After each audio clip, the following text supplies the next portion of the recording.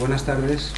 La clase de hoy está dedicada a los castrati, es parte del programa. Ya saben que hay una página. Lo que tienen en programa no es tanto como van a ver aquí. Lo que se les va a preguntar mayormente es de programa. El tema de hoy, el fenómeno que llamamos castrati, dedicado al canto, es decir, formados, no sabría cómo qué verbo utilizar, hechos adrede, es decir, castrados adrede, con fines musicales, para la excelencia vocal. Como veremos, es un fenómeno que ocurrió, no sabemos muy bien cuándo empieza, está documentado en Europa, en las cortes eclesiásticas europeas de 1500, a partir de 1500 hasta 1800 y algo. Ahora les daré las fechas si sienten curiosidad por la primera vez, la última, todos esos son datos que se pueden consultar, ya los pondré después. Abarcó más o menos esos 2 siglos y pico, hasta 1800 y algo. En torno a 1820 aproximadamente son los tiempos de Beethoven. Ya ha pasado la revolución, ya estamos en el nuevo siglo. Su papel, es decir, ocuparon en las óperas, que era un espectáculo masivo y por doquier en toda Europa durante varios siglos, desde Monteverdi, bueno, hasta ahora. Ocuparon, digo, los papeles principales, es decir, las solistas, las voces solistas agudas no eran mujeres, sino que eran castrati. Esto es lo que vamos a ver hoy. Este fenómeno, musicalmente hablando, llegó hasta 1800 y poco, aunque hubo algún papa en 1700, en tiempos de Bach, que ya intentó que no cantasen en las iglesias. Es decir, no pudo meterse en lo del teatro porque claro, eran los que arrastraban el negocio en todas partes. Pero en las iglesias, que ya les informé de que también había castrati, ahora lo aclararé todo, en muchas capillas había plazas donde había un castrati, ¿no? También intentó que no se les dejase cantar ahí en las iglesias, pero su popularidad en 1700 era tal que la gente dejó de ir a la iglesia. Tengo por ahí la cita, luego si quieren les doy el dato.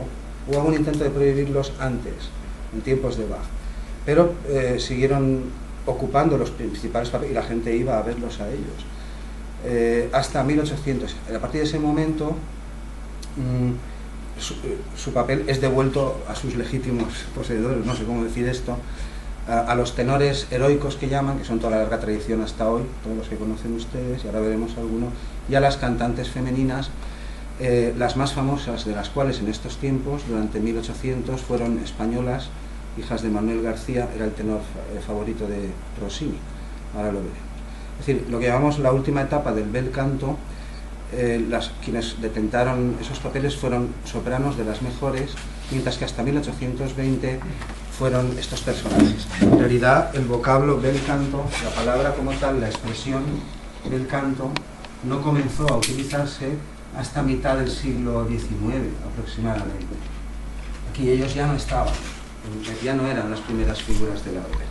Ahí es como se empezó a hablar de este tipo de canto, ahora entenderán por qué, como bel canto. El canto operístico que pusieron de moda los castrati consistía en una técnica vocal espectacular, ahora entenderán por qué, que sobre todo era un canto muy ornamentado. Florituras, apoyaturas, mordentes, abreviaturas, cortatos, fiatos, notas de paso, notas de apoyo. Olvídense del do, re, do, si, do, re, ese que nos enseñan por aquí para hacer la abreviatura, porque había una variedad enorme, no solo en la música vocal, también en la música instrumental. Si conocen algo de lo que llamamos música o interpretación histórica barroca, cómo se hace correctamente en muchos sitios, ya sé que por aquí son algunas, no se tocan las notas, las figuras tal como están ahí, sino que hay ciertos tipos de adornos que dependen del momento de la frase, de la cadencia, incluso de la pieza. Hay muchas reglas que no son siempre absolutas, pero que el que conoce el estilo las pone en práctica. Esto se llamaba glosar en tiempos de los renacentistas, y durante el barroco esto prosiguió. Es decir, a mí me dan la sonata, de hecho en muchas obras de la época del barroco, digo, incluso obras instrumentales, que eso es una pura abstracción musical, sin texto ni nada, compruébenlo en sus instrumentos. Dice, sonata, yo qué sé, sonata número 7, me lo estoy inventando, en fa mayor de Händel, y debajo pone para flauta, oboe, violín o cualquier instrumento que lo pueda tocar, cualquier instrumento de ese registro. Las obras específicas de cámara para instrumentos específicos solistas, eso es en el romanticismo. Aquí también, pero ya, si ustedes tocan el violín, igualmente pueden tocar un concierto de Bach que ha sido escrito para uno, porque es la práctica habitual. Ahora bien, lo adornan. Yo he escrito ahí lo que sea, la, fa, la, do, fa, do, re, si, do, por ejemplo, y yo toco eso pero introduzco muchas variaciones. Y esto es lo que hicieron a las mil maravillas y a extremos increíbles con la voz los castrati. Al final, que es un les digo, esto a lo mejor lo entenderán, lo acabarán de entender. Es decir, el estilo es un estilo ricamente ornamentado, eso aparte de la potencia, aparte de la altura, que llegaban mucho más agudo, y aparte de las cosas que iremos viendo, pero ténganlo en cuenta, se le llama bel canto a la técnica que desaparece en 1820 aproximadamente, que aplicaban todos estos cantantes, es que decir fabricado parece que lo estoy diciendo peyorativamente, no, formados desde el principio ya para eso, unos musicazos que para qué, no solo los castrati, cualquier músico que salía de un conservatorio italiano, ya lo hemos dicho, lo tienen en programa. El artículo más valioso y la principal fuente de ingresos de la Iglesia, bueno, la Iglesia estaba en muchas repúblicas del norte de Italia durante el barroco, es la exportación de músicos a nobles europeos, y entre ellos los más caros con mucha diferencia, los castrati. Ahora lo iremos viendo. Es decir, bel canto es un estilo de canto que se desarrolla desde 1600 y pico, ciertamente no son los tiempos de Monteverdi, pero un poco después sí, desde 1600 y pico si quieren, hasta 1900, solo que en último siglo, digámoslo así, o casi, ya no son los castrati las primas donas, ahora estoy hablando con propiedad, las primeras figuras femeninas de la escena, sino que en este último tramo, tiempos de Rossini y todos, Donizetti y todos ellos, les llamamos prerrománticos, posclásicos, están a caballo entre Mozart y el romanticismo. Quienes ocupan estos primeros papeles son ya sopranos, las mejores nacidas en Madrid, ahora las veremos al final de la sesión. La clase no es una exposición exhaustiva de todo el fenómeno, iremos viendo algunos de estos castrati, algunas otras cosas, también les explicaré en un momento cómo es posible que un varón, por qué ocurre eso, por qué ocurrió, que un varón pueda cantar más agudo durante mucho más tiempo, hacer más florituras con más potencia que una fémina, siendo así que por naturaleza nuestra especie, que es sapiens, tiene dimorfismo sexual y en muchas cosas pues somos diferentes. Con fines musicales, o sea, castratis pero no musicales de tocar un rato, sino para grandes figuras. Esto ocurrió en estos siglos que estoy citando, pero en realidad el fenómeno que llamamos de eunucos o castratis viene desde la más remota antigüedad. Por ejemplo, el dato más antiguo que tenemos es en una ciudad sumeria, siglo XXI a.C., ya sabemos que se llama Lagash, así como suena, Lagash. En estas culturas antiguas, ahora lo veremos muy rápidamente, Mesopotamia, Egipto, China hasta el otro día también, ahora les mostraré algunas fotos, estos personajes que no son eunucos para cantar, sino que son prisioneros de guerra o han sido condenados, y esto es una de las penas, por ejemplo por violación, esto ya ocurría en la China arcaica y en todas partes, pues, es decir, estos personajes se los vincula normalmente a funciones administrativas, los hacen formar parte del Estado, o incluso religiosas en algunos puntos, digamos hoy trabajos civiles, parte de la ciudad.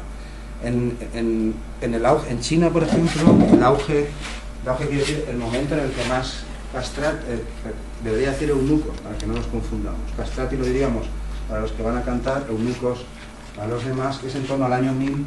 En la Edad Media es el punto de apogeo donde estos fenómenos están organizados socialmente, tienen un escalafón propio, estamos hablando de miles de personas que trabajan para el emperador. En este momento había 70.000 de estos eunucos al servicio del emperador, en el Palacio y en otras capitales y por todo el reino. Es decir, el fenómeno de esta práctica, digámoslo así, es antigua, solo que se les vinculaba, no se les destinaba a eso, o a trabajos de criados o incluso de esclavos, o a trabajos de la corte, por ejemplo, peinar a las princesas, en los harenes también, porque claro, al ser eunucos, pues las mujeres, digamos, estaban a salvo. O sea, tú ponías eunucos porque sabías que precisamente por esa razón no iba a haber trato con ellas. Una ventaja que obtuvieron desde siempre en estos grandes imperios también, y en tiempos de los castrati también, ya lo comentamos, algunos de ellos, el mismo Farinelli, donde iba Farinelli, su voz, su palabra valía más, ya podía estar allí el primer ministro o el primo de su propio rey de Italia, de donde viniera, lo que decía Farinelli era. Es decir, algunos de ellos alcanzaron tanto peso político y diplomático muy por encima de los ministros, eran personajes muy relevantes y tuvieron mucha influencia. Los famosos e importantes, como serían los que estoy diciendo, por su amistad con los reyes, etc. Y los que estaban al servicio directamente de los reyes o de las reinas o de las princesas también, porque era una especie de escudo. O sea, yo vengo a hablar con el rey, pero antes está su eunuco principal. Algunos llegaron a ser visires, como les llaman, es decir, ostentaron el segundo puesto en importancia política después del emperador. En realidad no lo eran, no podían dominar un ejército o no podían dar órdenes a mucha gente, pero si tú querías hablar con él y con las otras, el personal que sirve como de criado o de... igual, en las películas de la Edad Media de las princesas también lo vemos, las ayudas de cámara que entran a peinar a la... Claro, la conocen, hablan con ella, le cuentan sus secretos, son personas muy influyentes. Los ha habido en Babilonia, en Egipto, en el Imperio Bizantino, que es Turquía, también, hasta 1400 o así, y se les pierde el rastro, en torno a 1200, hasta que reaparecen en Italia, no sabemos ahí qué pasó, esos 2 o 3 siglos, pero ténganlo en cuenta. En la India, en Corea, incluso hubo una época en la que China impuso como tributo a Corea, en tiempos de la Edad Media, 1000, 1100, 1200, esos años, que le entregasen eunucos, en vez de entregarme tantos eunucos, para ponerlos a guardar a sus concubinas coreanas. Es decir, el emperador tenía, pues no sé cuántas tendría, pues miles, en un harén de estos, pero claro, tenía aquí 20 coreanas, 20, qué sé yo, lo que lo hubieran ido trayendo. Entonces a estos que exigió así, los puso solo, claro, como hablaban el mismo idioma, a tratar con ellas. Por la misma razón que al ser eunucos no veían los gobernantes y quienes les situaban aquí peligro de trato carnal, en política pasaba lo mismo. No debían lealtad al ejército, porque claro, no venían de eso. No debían lealtad a la iglesia tampoco, porque habían sido castrados, o bien por ser prisioneros de guerra, o bien por una pena civil o legal. Tampoco a su familia, porque ya no podían tener familia, y si eran esclavos, Dios sabe. Es decir, no debían lealtades a nadie, favores a nadie. Luego, se consideraba que jamás pensarían en fundar su propia dinastía, en envenenar la comida de su propio gobernante para colocar ahí a su primogénito, como sí que hicieron no una vez ni dos. La historia está llena de ejemplos, pues en todas partes, en Persia, en Roma, en todo. Es decir, fueron gente, algunos muy importantes. Estamos hablando ahora mucho antes de que empezaran a usarse con fines musicales. Con fines musicales está documentada su existencia. Lo que llamamos Imperio Romano de Oriente es la mitad del Imperio Romano. Voy a pintarlo así rápidamente, muy esquemático. Aquí está Cuyo, ¿no? Algo así, ¿no? África. El Imperio Romano llegó a abarcar casi hasta la India. Esto sería el Mediterráneo, más o menos. Es decir, aquí, esto es Turquía, ¿no? Y aquí en Turquía, Constantino el Grande, en 300 y pico, uno de los emperadores, no es el primero, pero el primero que instaura el cristianismo, funda la capital en Constantinopla. Y así tiramos un tiempo hasta que cuando se extiende el imperio con Teodosio, decimos Imperio Romano de Oriente y Imperio Romano de Occidente. Donde cae es en Occidente, es decir, aquí godos, visigodos, vándalos y alanos, y la Edad Media hasta el Renacimiento, y la Iglesia y todo lo que ustedes conocen. Pero y en la parte oriental del imperio, el imperio sacrosanto, el Imperio Romano de Occidente, como se le llama, perduró hasta 1400 y pico. Es decir, generaciones de reinantes que ya no son cristianos como los de entonces, claro. Lo que quiero decir es que aquí sí, aquí entramos en una dinámica medieval de monasterios, ciudades aisladas, gregorianos, y todo durmió el sueño de los justos durante mucho tiempo. Oriente fue un caso diferente, pues en Constantinopla, en el siglo IV después de Cristo, muy poco, es decir, en el siglo en que Constantino funda aquello, ya sabemos que había coros de eunucos y sabemos que siguen funcionando hasta la Cuarta Cruzada. La Cuarta Cruzada es 1200 y pico, no me acuerdo. O sea, la Cuarta Cruzada de Occidente. Es decir, que al menos en la Catedral de Sofía y en algunos otros puntos del Imperio Romano de Oriente, sabemos que había esta tradición. También había otros coros, claro, no solo de eunucos, también de mujeres y de todo. Ahí había una rica tradición polifónica o coral, mientras que en Occidente todo se apagó. Es decir, durante 800 años. Desde el momento que desaparecen en esta fecha en Constantinopla hasta su reaparición en Roma, bueno, en las cortes renacentistas en torno a 1500, pues no sabemos qué pasó con ellos. Es probable que siguieran confundidos en las cortes bajo la apariencia de falsetistas. Un falsetista, que también están presentes en el Renacimiento, es un varón no castrado que canta con voz aguda, pero pasa lo mismo que explicamos que pasaba con los instrumentos barrocos. La diferencia entre instrumentos, grosso modo, claro, entre la forma de construir instrumentos antes de la Revolución, antes de la enciclopedia, y después, si con los instrumentos barrocos no se puede tocar fuerte. Pues puedes tocar algo, pero si quieres una F, con dos Fs no puedes. Porque tú fuerzas el soplo y el sonido quiebra. Con el violín igual, intentas tocar más fuerte, como no tiene la tensión que tienen los modernos, el sonido quiebra. Y con la voz pasa igual. Si yo canto, todos ustedes saben cantar falsete, si no fuman mucho como yo ya, igual ni me sale. Claro, cantar falsete es cantar a la octava aguda, pero no con las cuerdas reales. Las cuerdas no son cuerdas. Si viéramos una sección cuello de pato, así, ¿no? ¿Ya? Veríamos aquí dos plegamientos, esto es una membrana muscular y esto es como el borde de Pizza Hut, esa que va relleno de queso, algo así. Esos son las cuerdas. Pero no es que hay dos cuerdas tensas ahí, pasa el aire, como una cuerda de... No. Hay dos membranas que tienen un reborde enrollado, como el de Pizza Hut. Y esos dos son las cuerdas. Pero hay una forma de fonar que es dejando una pequeña abertura, vibra parte de este borde, pero no todo, y eso es el falsete. De modo que tú puedes cantar, fíjate, pero no estoy haciendo sonidos naturales, sino que estoy utilizando algo. No es el primer armónico, pero tampoco es la nota real. ¿Qué pasa con el falsetista? Pues que si es muy bueno, claro, puede dar un cierto volumen, pero llegará un momento que le pasará lo mismo. Si quiere dar un do de pecho o mesa di voce con falsete, no se puede. Porque casca, pifia.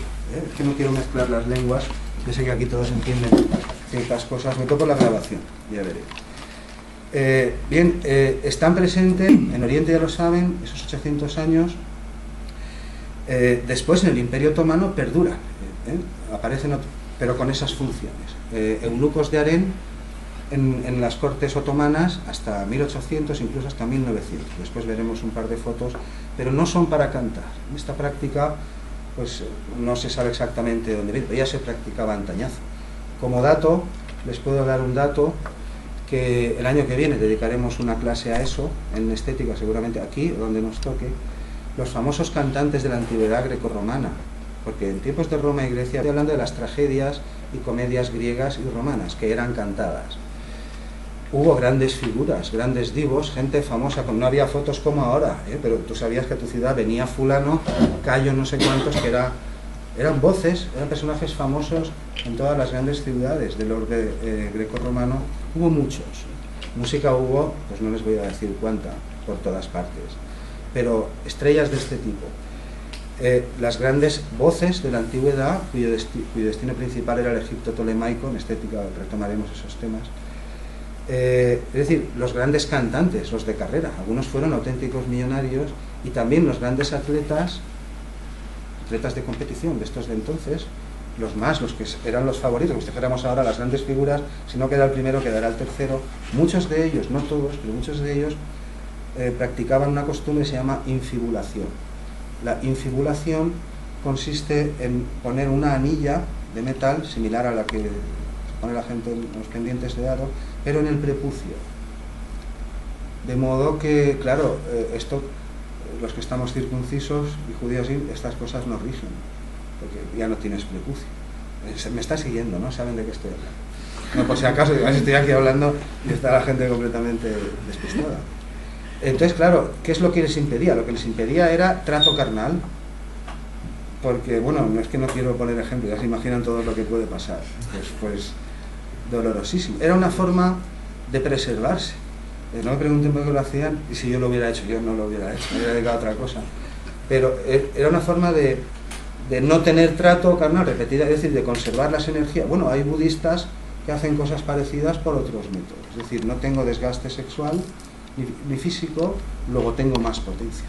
Al punto que algunas, y esto está documentado, no se sabe, no una ni dos, era una costumbre a veces, viudas ricas romanas, en varias ocasiones, esto se sabe, llegaron a pagar auténticas fortunas para defibular a un cantante famoso y así arruinar su carrera. Así ha quedado en las crónicas. Arruinar su carrera no es que se quitaba primero cobra lo que le has prometido, el pastón, se retira ya forrado. Después lo que hagas tú con él, porque lo has pagado, a lo mejor, pues te supongo. pero no es que se queda sin voz enseguida, como las cosas mágicas, ay, la varita, no. Pero claro, andando el tiempo ya puede tener trato carnal, lo tiene, disfruta los placeres de la vida y al cabo de los meses de un año hay otros que conservan su voz en mejor estado y ya no le contratan. Algo así es lo que se está diciendo aquí. En aquel tiempo esto no era, digamos, una práctica para cantar, o sí, depende cómo la quieran ver. Era una práctica frecuente entre atletas griegos y también algunos romanos, atletas de alta competición, no todos, pero bastantes, y también entre estos cantantes. Nos hemos hecho con un libro muy curioso, muy reciente en inglés, que va sobre el tema, pues el año que viene, cuando tengamos listo, ya lo empezar a ver a estos personajes. No me voy a enrollar, sino que voy a decir 4 cosas de cada uno. A veces sí pararemos para explicar algo, cuando lleguemos al mecanismo también, para que lo entiendan, y al final veremos, oiremos, porque ahí no se le ve, no hay grabación fílmica, Alessandro Moreschi, el último castrati vivo, pero no de ópera. El último castrati de gran voz, de gran ópera, fue Belluti, todavía llegó a cantar con las hijas de Manuel García, mientras que aquí veremos, ahora lo explicaré todo, murió en 1922, fue el último castrati con plaza en el coro del Vaticano. Con plaza quiere decir que igual que había un director y tantas plazas, había también un cupo para castrati, eso tenía un trabajo. Se hicieron varias grabaciones en 1902. Pero eso ténganlo en cuenta y lo recordaré de eso. Él nunca intentó cantar ópera, nunca fue un gran cantante de escena ni nada, sino que se necesitaba cantar en el culto. Bueno, este es un cuadro famoso de Vasari, Gherardi, dos renacentistas, la castración de Urano. Ahí se ven algunos elementos que yo no voy a parar, pero que en estética iremos viendo por el camino, como las esferas armilares que sostienen allí. Eso es que se ve, yo no veo muy bien, pero sí se ve. Esto de aquí no se ve mucho. ¿Lo apago? ¿Sí? ¿Mejor? Bueno, esta no se ve mucho. Esto también es una esfera armilar gigantesca. Son modelos del cosmos, de los planetas, etc. Tiene ahora más sentido. Pero hasta el mismísimo Urano, vino la mitología a tocarle las gónadas. Esto que vemos aquí se llaman Galli. Los Galli fueron una casta sacerdotal, bueno, se les llamaba así, estaban consagrados al culto de Cibele. Todos eran eunucos, los sacerdotes. Incluso este culto fue absorbido después por los romanos, es decir, en el 200 a.C., cuando se enfrentan defienden a unos de otros y al final se quedan también con Grecia, este culto con toda su estructura, todas sus funciones, es absorbido dentro de Roma también y sigue funcionando. Los Galli, todos eran eunucos, era un culto frigio y estaba prohibido a los romanos, a los de población romana, que se hicieran sacerdotes de esto. Tenían un día de la sangre, así lo llamaban, era su fiesta, era el 24 de marzo, y ese día se vestían como mujeres, se dejaban los pelos largos, se pintaban como ellas incluso, los que iban a ser, bueno, todos, en especial los que iban a ser castrados ese día, se ataviaban así y se pasaban horas por las calles corriendo, bailando al son de tambores, de aulos dobles y cosas así, hasta que entraban en éxtasis, así es como ellos lo contaban, como contaba su tradición, y en ese momento ya pasaban a un cuarto donde no les voy a dar detalles y allí eran, no hace falta, ya saben lo que es, los detalles, oye, se pueden ver, te metes en YouTube, por ahí ves de todo.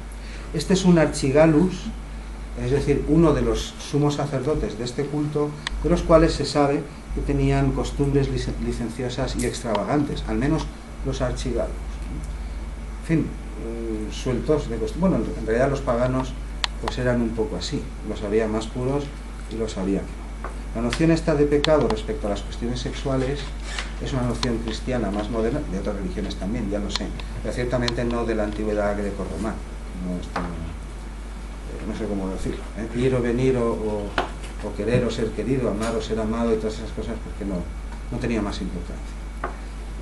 Había sus gustos y lo que fuera. Bien, estos son unos de ellos. Este es otro archigallus. Tiene un aspecto femenino, ya lo sé, pero claro, la pérdida de los genitales en el caso masculino implica ciertas cosas que ahora verán por el camino. No es que todos se afeminicen, por decirlo así. Los humanos que son varones, que son castrados antes de la pubertad, antes de la muda de la voz y todas esas cosas, la barba, ya saben, lo mismo. Normalmente la mayoría son asexuales. si son castrados antes de la pubertad. Esto es la norma. Esta es un sacerdote, iba a decir una sacerdote. Ellos dos son archigalus, ella es una sacerdote normal. Aquí tenemos eunucos, perdón, no iba a decir castrati, del emperador de China. Esto es una foto de 1900. Ya les digo, allí perduraron durante milenios, pero vinculados siempre así, a funciones administrativas, de palacio, o de cualquier otra cosa, o de comercio, pero oficial, de las casas reales y de las noblezas, o bien al servicio, pues, de todo.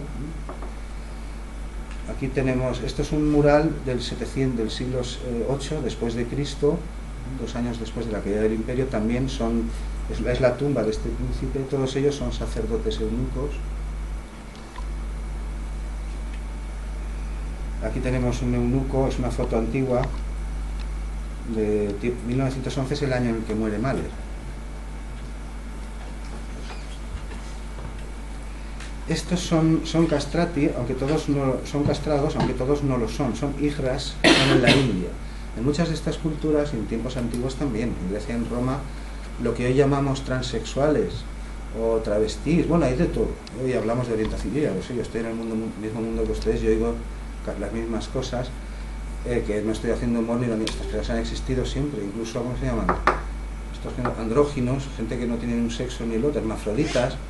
Todo este tipo de personajes en tiempos antiguos pues eran asimilados a este tipo de cosas. Es decir, los hijras son una casta, saben que en la India hay castas actual, todos no son castrados, pero algunos de ellos se hacen castrar.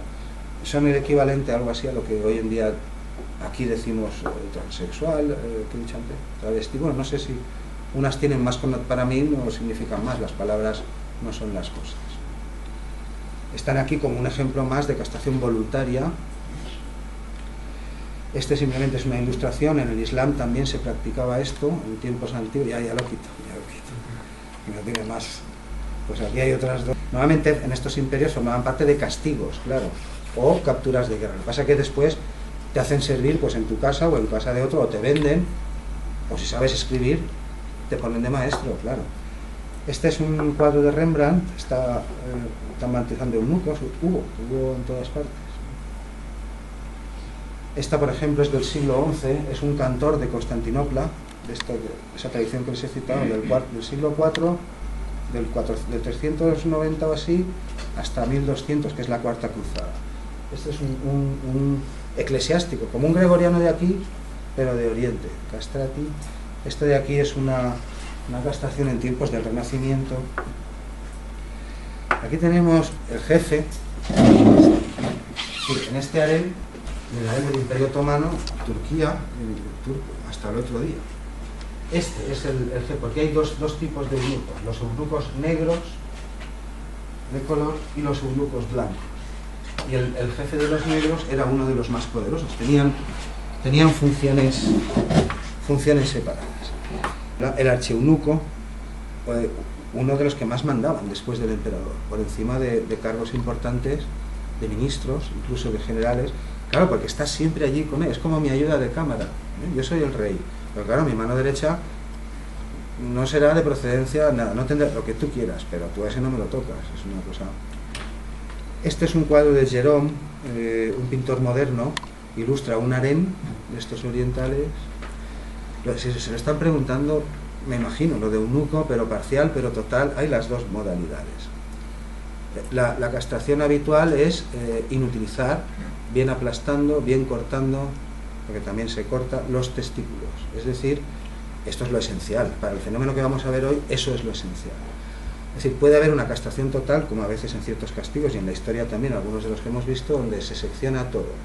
De modo que ese señor no es útil sexualmente para el sexo opuesto. Bueno, sí, claro, como si solo hubiera una cosa que hacer. Es que a veces decimos unas cosas también, pero por las vías naturales, digamos, no.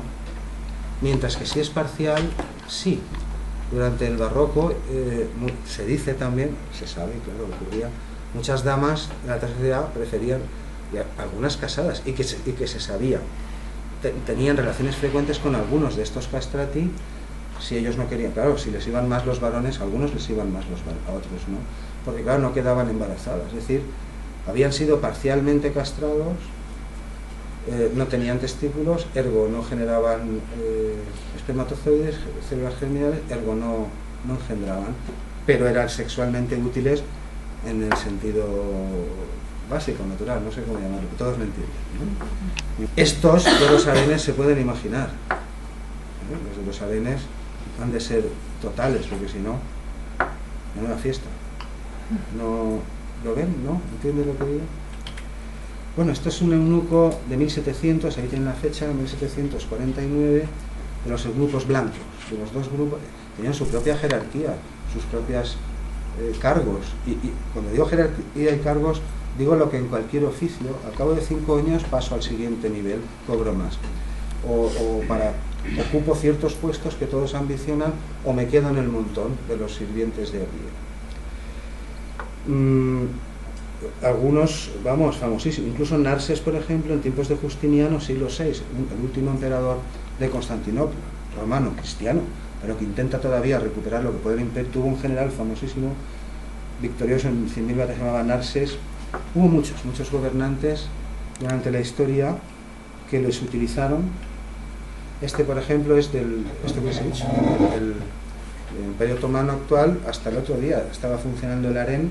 Estos son los tiempos de Ravel, bueno, un poco antes si quiere, Ravel ya nacido, claro, 1870, las primeras vanguardias en París, y este es guapo, o sea, algunos de ellos ahora los verán, claro, se les afilan los rasgos, algunos eran terriblemente guapos, el famoso Alejandro Magno, en campo, bueno, pero Alejandro es que también le iba, o sea, siempre estaba, parecía, ¿cómo diríamos hoy? Una florecilla, con todos los respetos a los historiadores.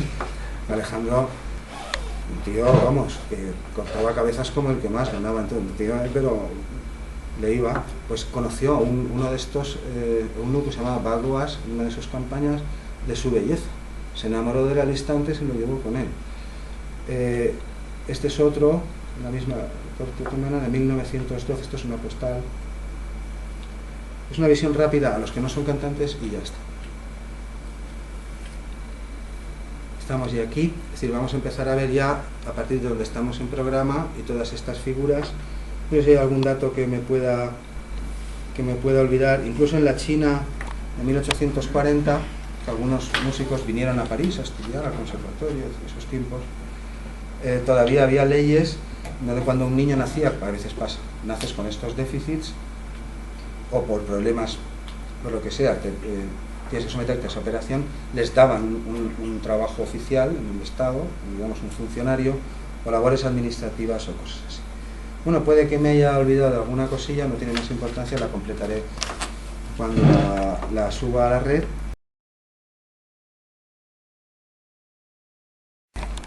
Vamos a empezar ya con lo que llamamos propiamente, o lo que llamaron en tiempos la carcajada del capón, que es como lo llamaba Benedetto Marcello, a estas grandes florituras de técnica vocal que hacían los castrati, que solo podían hacer los castrati. En realidad todos los músicos las hacían, pero claro, cantar no es igual, Si ustedes tocan guitarra o ven al guitarrista, pues claro, la guitarra es muy ágil, tengo 5 dedos, o tocan maderas, hay muchas teclas, en piano igual, yo voy que vuelo, pero a la hora de cantar, además tienen teclas, para el do hay una tecla y para el do sostenido hay otra, pero a la hora de cantar esto no es exactamente igual. ¿Han probado alguna vez hacer una abreviatura cantando?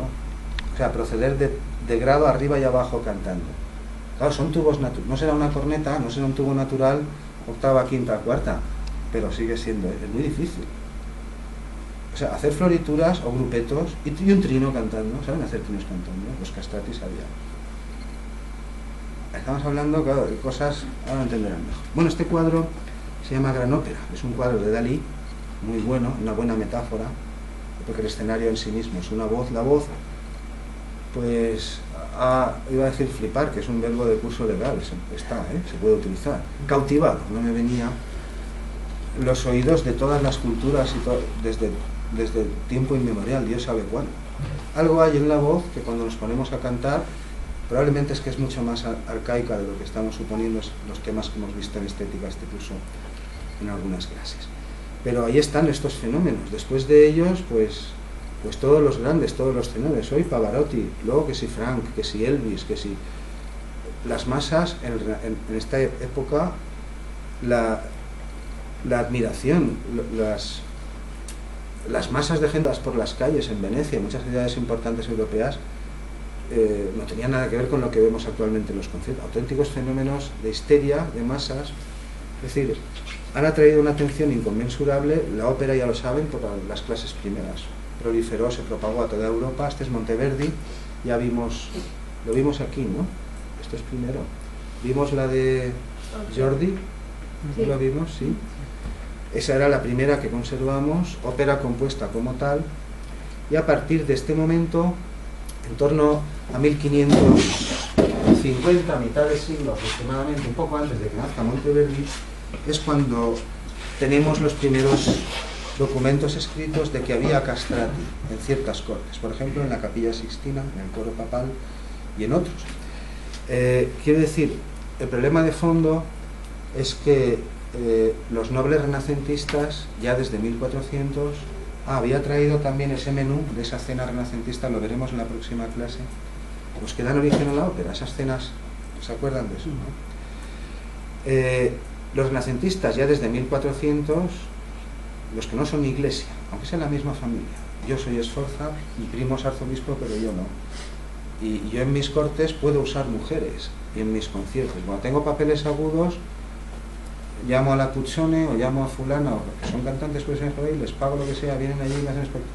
Mientras que la iglesia no puede, porque desde Isidoro de Pelusium, creo recordar, en el siglo IV, creo que es Isidoro de Pelusium y otros, todavía está el imperio en pie, pero la iglesia ya existe. El imperio romano en el siglo III es cristiano, para que lo entiendan. Los que se llevan el palo son los paganos, ahí ya se irá viendo.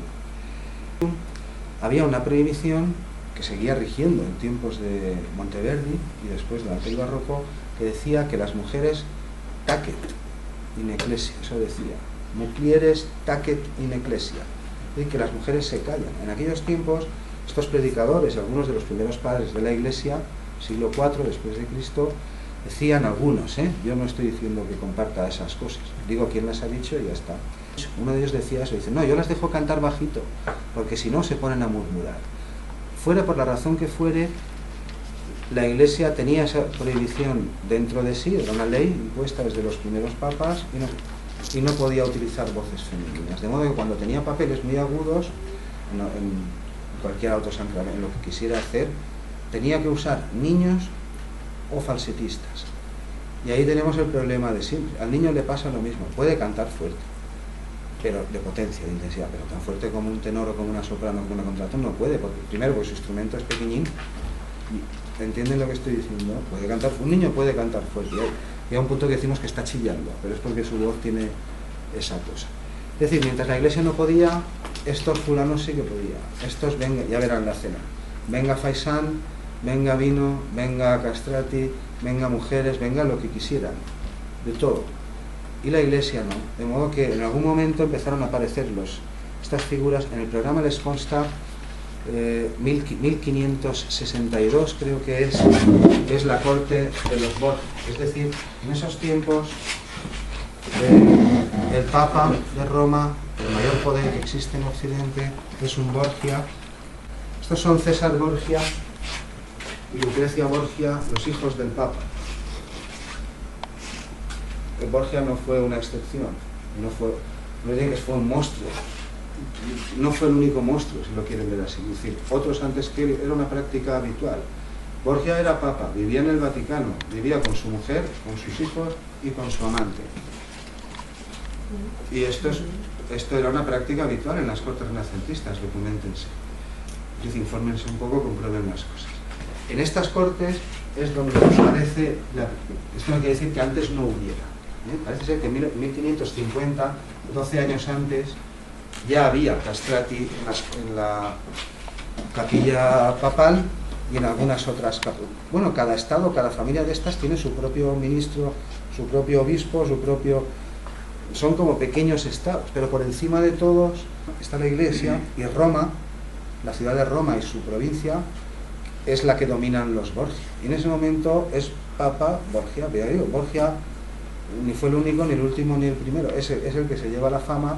Este sí que era una bestia, el hijo.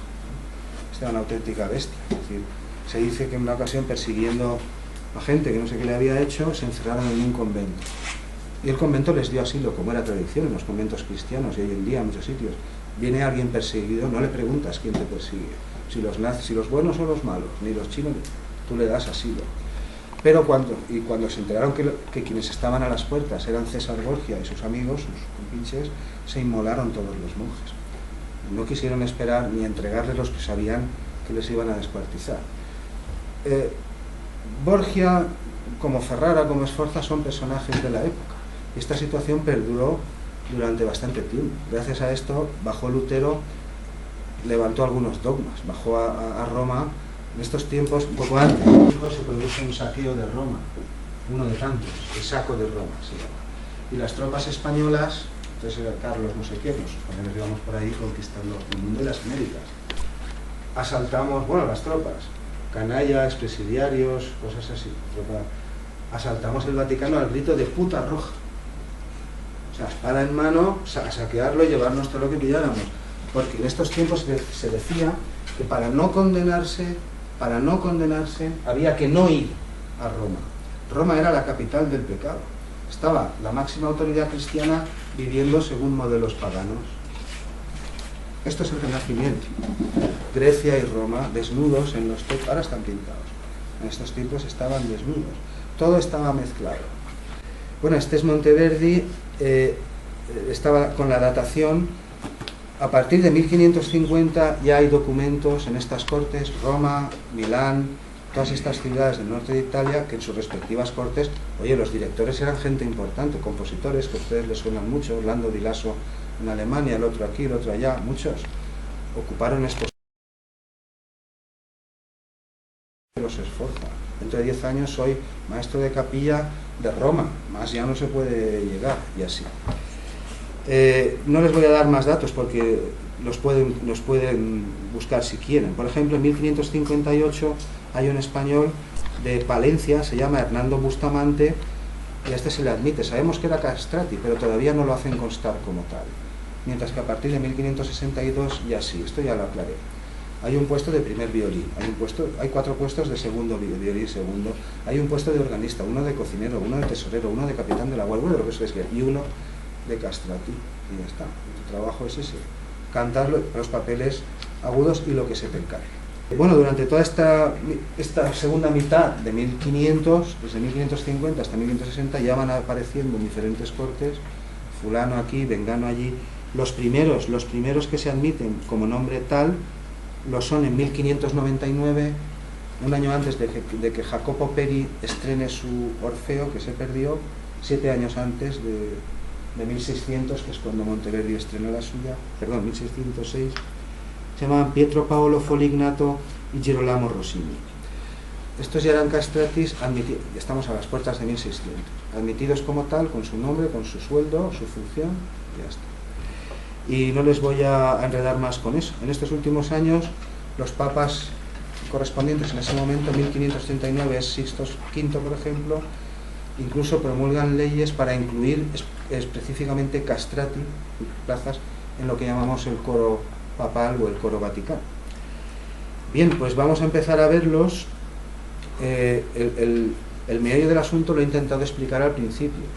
Llamamos bel canto, cuando decimos bel canto nos estamos refiriendo a todo, no voy a decir trucos, técnicas, a toda esta extrema habilidad que tuvieron los castratis, esto se sabe, para hacer todo tipo de florituras vocales, incluyendo, hombre, trinos, no voy a decir trino como un violín o como un clarinete, así no puede ser, pero fenómenos de este tipo, todo tipo de flexiones, quiebros de voz, les puedo hacer un listado si quieren, trinos, grupetos, mordentes, apoyaturas, escalas, mesa di voce, que ahora explicaremos lo que es la colocación de la voz, eso lo hacían los castrati a las mil maravillas, saltos vocales que a veces implicaban 2 octavas o más, pero así, sobre la marcha.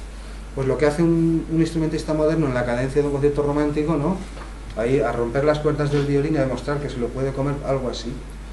Llamamos bel canto a esa práctica que después fue heredada, pero claro, ya no podía ser igual. Destacar todo tipo de efectos vocales. Este es el famoso Marcello, como ven, tarda todavía bastante después de Monteverdi.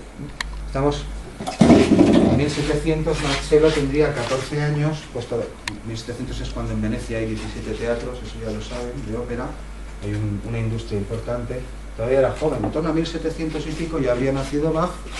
Hay muchos músicos, tenían que ver con todo este mundillo, lo que decíamos en la clase de antes, quién toca el primer papel, quién no, quién compone, quién es mejor, cantante, rencillas de toda la vida, que todos conocen, millonarias que cobraban algunos de estos castrati. Oye, pues porque se lo pagaban, digo yo, ¿no? Pues es que quiero que venga Liza Minnelli a Cullera a cantar, pero que me haga un buen precio. Bueno, habla con su agente. Hombre, haznos una, a lo mejor si tiene familia allí, pues vale, pero si no, te tendrás que pagarlo, y si no traes a otro, y ya está. Hasta hoy así son los días, uno tras otro, y esta es una escena que ya conocen, de un teatro veneciano de la época, típico, no sabemos qué corte puede ser,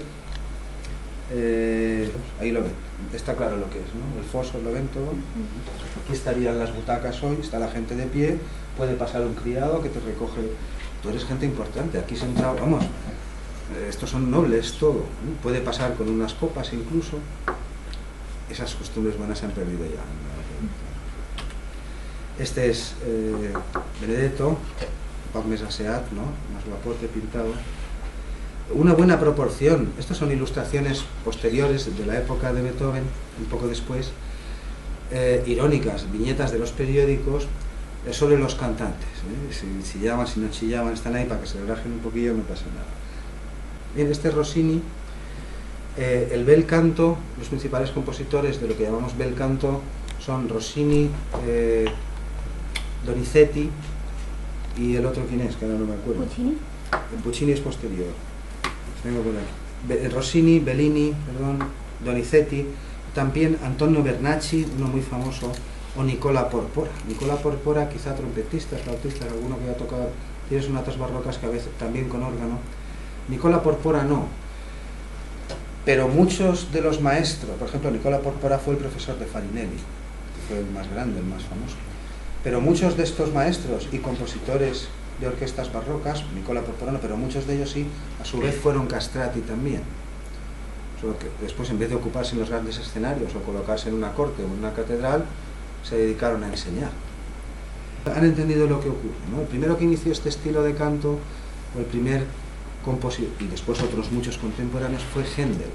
Händel comenzó a escribir arias para que se lucieran los cantantes masculinos y también los femeninos, pero también para cierto tipo de voces, porque en tiempos de Händel, claro, ya ha pasado todo lo que les acabo de contar del Vaticano, ya estaban los castrati por ahí. Él comenzó a componer arias que eran características, él y otros compositores tenían las famosas arias da capo, que habrán oído hablar de eso, que son arias donde, vamos, el cantante ahí se luce, suelen ser las piezas más bonitas o las que han quedado en el repertorio, muchas de ellas, de las que conocemos todos, todas no, pero muchas fueron compuestas exclusivamente para castrati. Al final de la clase, en lo mejor que les he dicho, oiremos una de estas arias que compuso Vivaldi y con eso acabaremos la clase. Tenían este tipo de piezas que empezó a componer Händel. Es como si ustedes son trompetistas y cierto compositor, Hummel por ejemplo, compone un concierto de trompeta para que fulano se luzca porque es muy bueno. Es decir, incluso van más allá de lo que la mayoría de trompetistas o instrumentistas de momento pueden hacer para que se luzca, para que Nadal demuestre que él puede darle a la raqueta incluso por debajo de la pierna, pues algo así. Es decir, demostraban su habilidad vocal embelleciendo, enriqueciendo la partitura. He intentado explicar al principio, ha quedado claro, no sé si... Del listado de castratis de 1500 y fechas y documentos, lo meteré en el vídeo, no me paro más aquí. En torno a 1800, cuando decimos que 1800 y pico, entre el 15 y el 20 es cuando los cambios en los gustos sociales, ya, claro, ahí ya no estamos en tiempos de los aristócratas y de los ilustrados, ya estamos en los tiempos después de la Revolución, los gustos y lo que se admite como esto. Son apartados de los...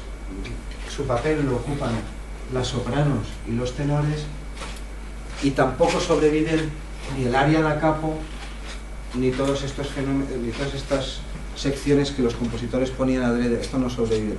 Si la tradición del bel canto sigue sigue Donizetti y después incluso Puccini también hace el estilo italiano que llamamos. Pero la técnica perdida o algo así, o esa especie de superagilidad para hacer muchas cosas, eso no. ¿Entienden lo que estoy diciendo? Ellos siguen funcionando, los castrati siguen funcionando en las catedrales y en las iglesias, los de ópera desaparecen. Mientras que en las iglesias importantes, allá donde había plaza de castrati, pues ellos siguen cantando, haciendo sus funciones del culto, tocando, porque son musicazos también, son músicos, vamos. Hasta el último, que es Moreschi, se prohíbe un poco antes y ya está. Bien, este lo ponemos para empezar porque está aquí de joven. Gioacchino Rossini, las mejores voces que él prefería siempre eran esos españoles que les he citado, los veremos al final. Este es el otro, Donizetti, también nace en el 97, es decir, 12 años después de la Revolución, no, 8 años después de la Revolución, en tiempos de Beethoven. Gaetano Donizetti tiene, bueno, no sé, decenas y decenas de óperas. Escribían óperas, pues, por encargo, una detrás de otra. Bellini, que murió joven, nace en 1800, apenas 34 años. Son los tres principales, hay muchos. Son ya, se los he mostrado en orden hacia Beethoven o hacia nosotros, pero de los tiempos barrocos hay más. En realidad, todos los que van a ver también componían. Casi todos los músicos de una corte, si no todos, el organista sí, el cantante también, muchos escribían sonatas que no se han editado, una forma de como practicar. Vamos a escribir poesía, pues hoy escribo una, mañana otra, un ejercicio. Bueno, esta es una de las primeras. Les voy a enseñar primero algunas divas, es decir, cantantes femeninas también de estos siglos, para que entiendan que existían, que eran muy buenas y famosas, y se las pintaba, y también tenían trabajo, y iban a cantar a las óperas y atraían público. Pero las estrellas realmente, es como decir, voy a hacer Rigoletto, pero si en vez de, o la que sea, si en vez de venir fulana viene un castrati, vamos, estoy 2 meses haciendo funciones. Pues así era, eso era. Es decir, la gente iba a ver a los auténticos monstruos de la excelencia vocal. Ella es Francesca Caccini, es muy temprana, como ven, anterior al estreno de Monteverdi. Ya les dije que había el Renacimiento. En el menú, les enseñaré el próximo día, ahí verán los nombres de algunas famosas de 1530 que estaban allí presentes. Esta es Leonora Baroni, otra también de esos tiempos, 1611, 1670. Descartes muere en 1650. Estamos en lo que llamamos racionalismo, ya lo aclaramos también eso el primer día. Siglo XVII, racionalismo. Esto no es absoluto, pero más o menos. Racionalismo, siglo XVIII, ilustración o iluminismo. Baroni, otra de las consagradas, súper famosas, que cobraba, y tanto que cobraba, porque se lo ganaría, digo yo. Oye, si Borja quiere pagarle el doble, ese no es tu problema. Aquí tenemos a la famosa Strozzi, una cantante de estos tiempos, anterior a Bach, claro, los tiempos de Monteverdi, pintada por Bernardo Strozzi, que no es su hermano, creo que no es su hermano. Esto es una viola da gamba. Bueno, ahora no me voy a parar, como hay más curso por delante de los instrumentos, ya hablaremos, cómo se distinguen, cómo no. Tienen 6 cuerdas, no tienen trastes, ya lo veremos, ahora no paro en esas cosas. Esta también es la Strozzi, pintada, eran auténticas figuras importantes, o sea, famosísimas, aclamadas, bien tratadas en todas las cortes. Aquí tiene una especie de laúd enorme. Esta es Francesca Cuccioni, que cantaba con Farinelli, ahora veremos un par de viñetas también, una de las más, les estoy enseñando las más famosas. Bueno, aquí tenemos la Cuccioni, que muere 28 años después que Bach. Bach muere en 1750, esos son los tiempos de Mozart. Cuando muere Francesca Cuccioni, Mozart está vivo, murió joven, pero claro, está vivo, justo antes de la Revolución. Esta es Faustina Bordoni, veneciana, nació en Venecia, triunfó en Venecia, era una de las, de las voces más afamadas y más aclamadas, y la escuela de Venecia también era una de las más importantes. Cimarosa y todos estos vivían por allí, eran de allí. Bueno, otros, lo que no me quiero liar, la memoria no siempre está fresca. La Bordoni, pues de las más. Estamos en los mismos tiempos de los castrati. No voy a olvidar de ellas, solamente he mostrado unas cuantas para que quede claro que no es que estaban solo ellos, pero el teatro no estaban solo tíos por allí, bueno, tíos de lo que fuera, sino que... Esta es Faustina, pintada por Carriera.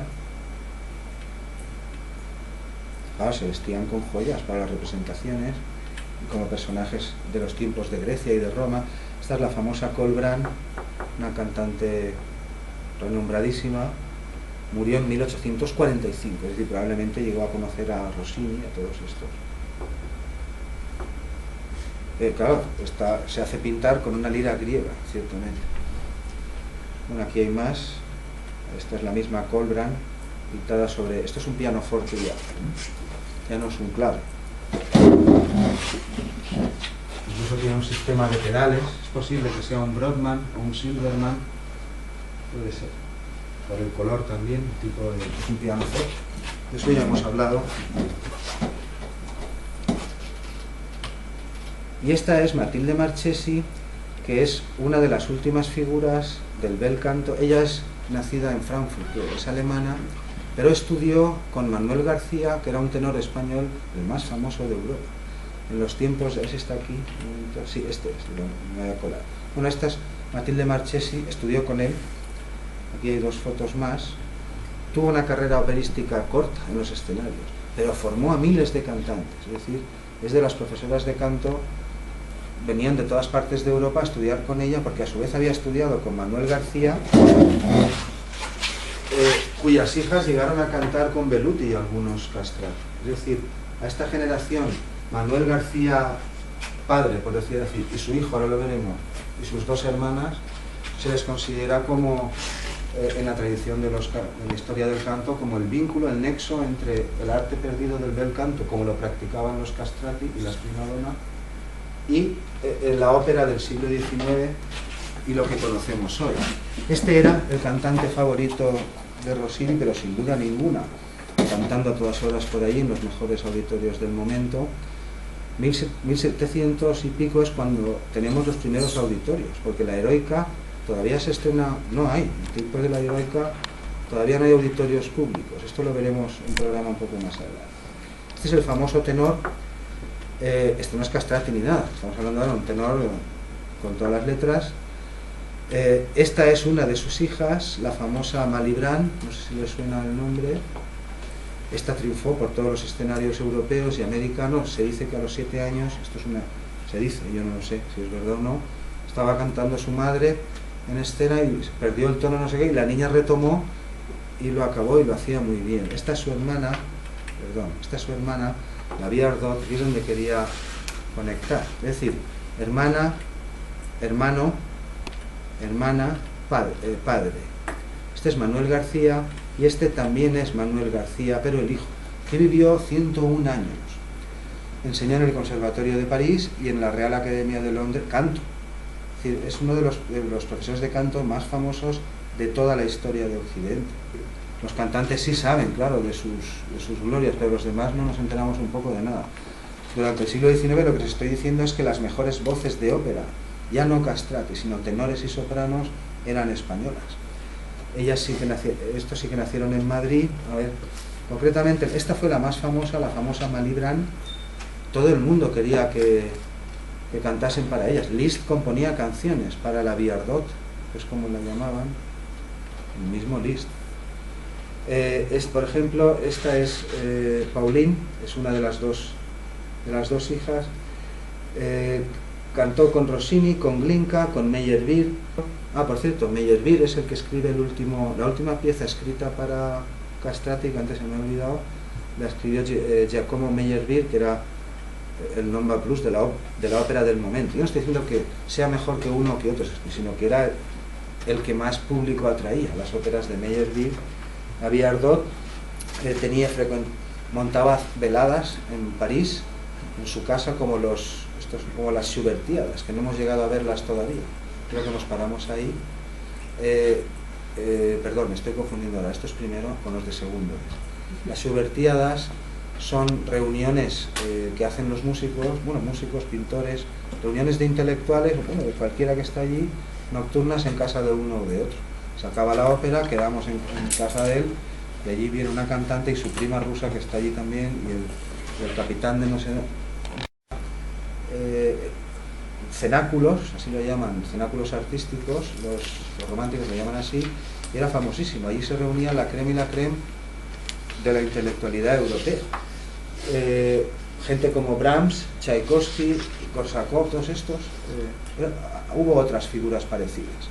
La famosa Bettina Brentano, que era una amiga de Hay figuras femeninas en estos tiempos que suelen pasar ignoradas, pero que tenían mucho peso.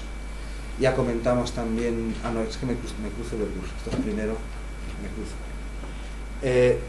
En una ocasión conoció a Turgenev, al famoso Turgenev, era un escritor ruso y se casó con él y con él se quedó. Turgenev es un caso famoso, era una auténtica cabeza, tenía 2000 centímetros cúbicos de capacidad craneal, es una de las cabezas, era un sabio, era un personaje famosísimo, Turgenev. Y se lió con la Viardot y con la Viardot se quedó. Es decir, la Viardot, Turgenev, Iván Turgenev. Tchaikovsky, todos estos lo conocían, todos, eran un señor muy, muy conocido. Este es Manuel García. También inventó aparatos, estetoscopios y cosas así, es famoso también por eso, el profesor de canto más famoso de la historia del canto europeo. Esta es su hermana, una de sus dos hermanas, y este es su padre, contemporáneo del propio Rossini. Rossini después igualmente quería que cantase ella, la Malibran. Cuando ya no vivía su padre, si le preguntaban qué tenor era el mejor, él dijo del otro. Y si le preguntaban qué voz era la mejor, Rossini y otros compositores de la época. Entonces, una de las dos tuvo una carrera corta en ópera, pero enseñó a muchísima gente. La otra perduró en los espectáculos hasta 1920, prácticamente hasta nuestros días. Y este está para cerrar las cantantes, es el mismo Rossini, pero de más mayor, es muy simpático, era muy bueno haciendo caricaturas. Tiene caricaturas de todos los compositores habidas y por haber. Era muy bueno y famoso y se las publicaban en las revistas. Tiene también caricaturas de sí mismo.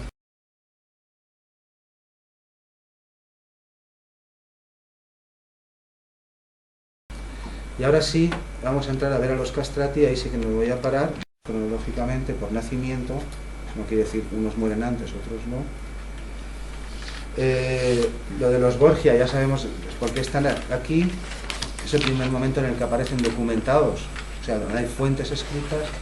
Estos son algunos de los más famosos y vamos a ver alguno más de los que hay aquí.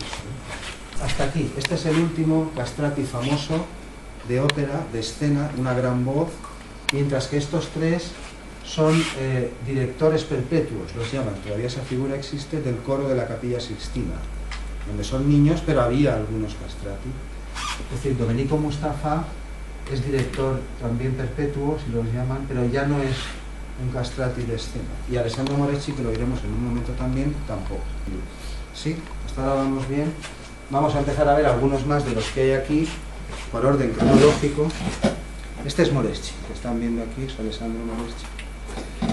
Este es Pier Francesco Tosi, nace 4 años después que muere Descartes, muere antes de la muerte de Bach. Compositor, claro, castrati, compositor, cantante, músico. Tienen un párrafo en los apuntes donde viene descrito el sistema de enseñanza de los conservatorios de la época. Se meten en wiki por ahí, cuando uno busca estas cosas, todos toman ese párrafo de esos apuntes que están ahí.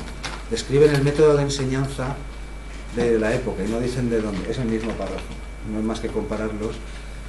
8 horas diarias en un centro como este. 1 hora para trinos, otro para escalas, otro para ejercicios vocales, otro para componer, otro para no sé qué, luego paras y comes, luego sigues por la tarde, 1 hora para practicar en grupo, así 7 días a la semana, 8 años. 8 horas al día en un centro y fraccionado. Ya, es que es todo técnica, ya no sé, es decir, estar haciendo notas largas o escala pagamún pacabal, arpés, todas esas cosas que todos sabemos, no voy a insistir. ¿Eso para qué? Pues para la técnica, claro, para refinar tu técnica. Todos eran auténticos musicazos. Este es Pistocchi, solo he encontrado esta foto, no he conseguido encontrar ningún cuadro más. Ya saben lo de las partituras. Todas las partituras que aparecen en cuadros hasta la Revolución son obras con nombre y apellido, que sabemos que fueron escritas, aunque no nos haya llegado o no sepamos en qué archivo está durmiendo esa partitura. Tenganlo en cuenta, de muchas de las obras que se compusieron en el barroco, solo hay un autógrafo, el que hizo el compositor. después tú eres el primer violín, haces tu arreglo, el otro se copia con las bandas, te copias 4 cosas para hacer la representación, y a la semana a lo mejor esa obra no se vuelve a tocar ya jamás. Pues eso es lo que ocurre. Pero todas las que aparecen en unos cuadros corresponden a piezas concretas. Aquí tenemos a otro, este no estoy seguro, porque no he podido confirmar la autoría del cuadro, pero probablemente es Mateo Sassano, y si se fijan, si pudiéramos ampliar lo suficiente, verían que no son hormiguitas, ni rayitas negras del pintor, sino que ahí está el pentagrama y cada nota está exactamente en su sitio. Hubo más, solo voy a mostrar unos 20 y tantos de los más conocidos, de los más famosos. Aquí tenemos a Niccolò Grimaldi, conocido como Niccolini, que es este tipo de cuadro. Esto es un clave, esto no puede ser un pianoforte. Y esto que se ve aquí no puede ser un cello barroco. Ahora lo veremos un poco mejor. Este tipo de cuadro de escena es muy frecuente en la época cuando uno se hace retratar. Lo vamos a ver un poco mejor. Es el mismo cuadro. Este está un poco decolorado, pero aquí lo tengo mejor. Un momento. Este es el mismo cuadro, ¿lo ven?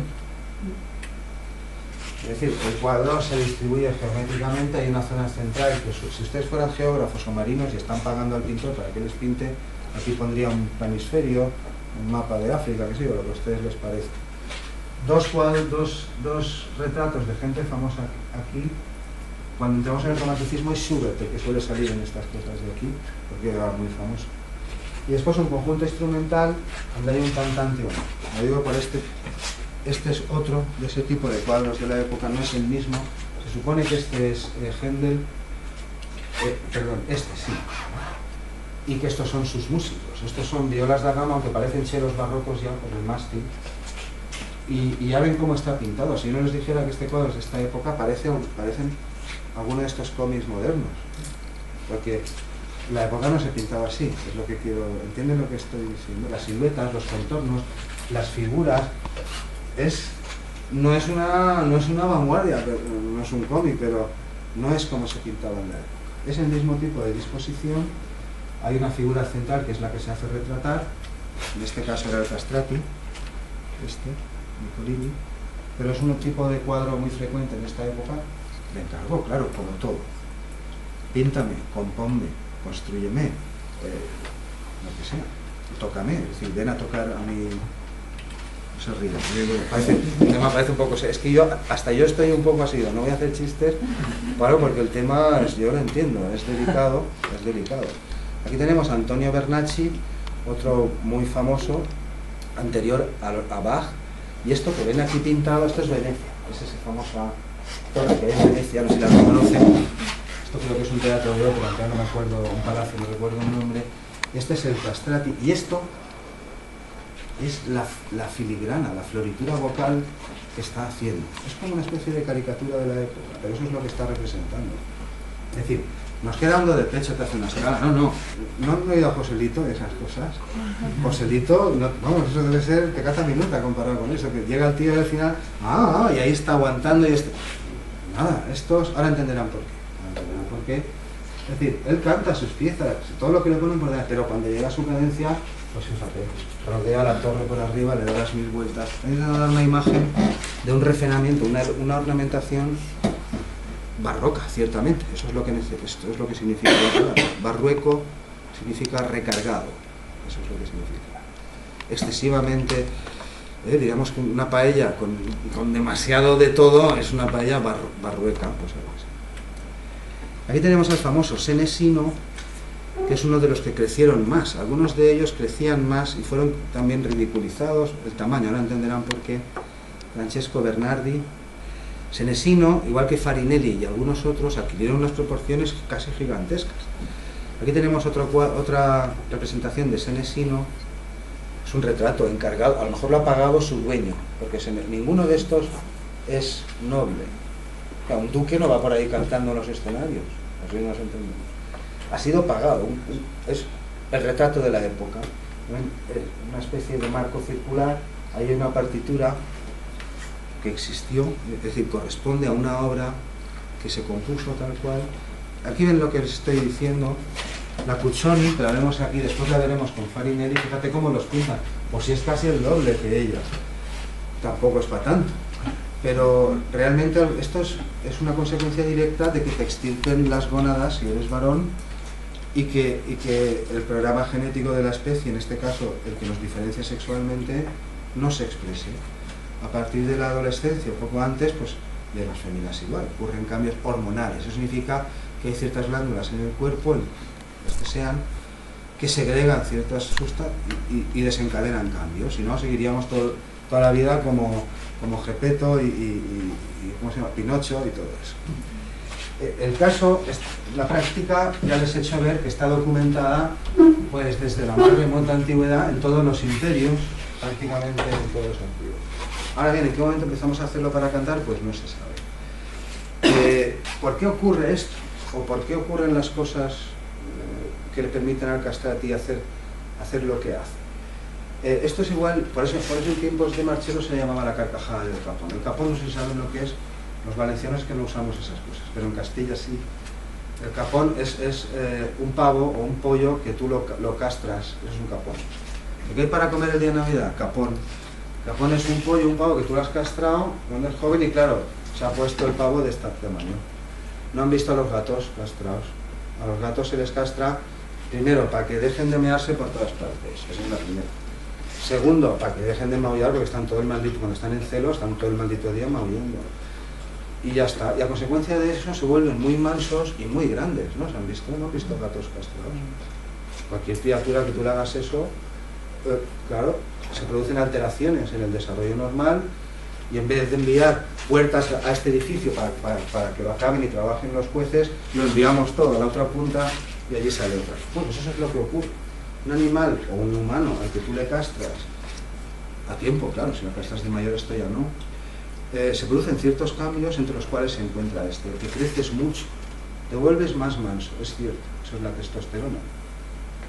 Ya no segregamos tanta, nos quedamos con la que tenemos los varones y a partir de ahí pues ya nos subimos de nivel. Pero ocurren otras cosas. Por ejemplo, y esta es la crítica para lo que estamos viendo. Algunos de ellos, no sé si fue Senesino, por ahí lo tengo no, Caffarelli. Caffarelli era de buena familia, no era un niño educado por la iglesia en los conservatorios ni nada que triunfó, no, era de buena familia y se hizo castrar adrede para conservar su voz y ser una figura, y lo fue.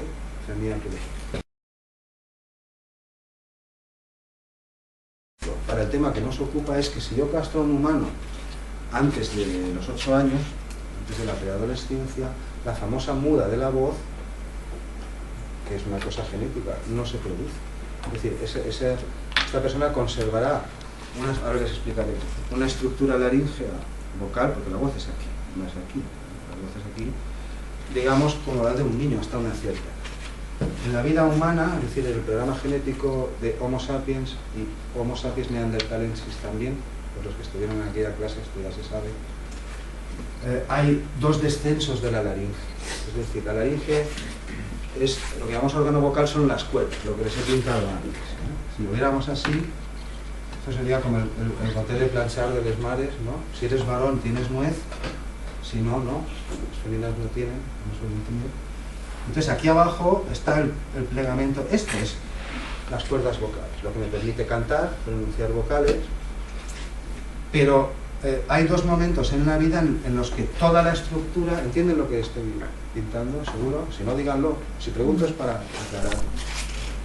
Todo esto desciende en bloque, es decir, mi laringe, esto es cartílago, tejido muscular y no hay hueso, y ahí dentro están las cuerdas. Eso hará, y ustedes también, está en una posición mucho más baja de lo que estaba cuando nacieron.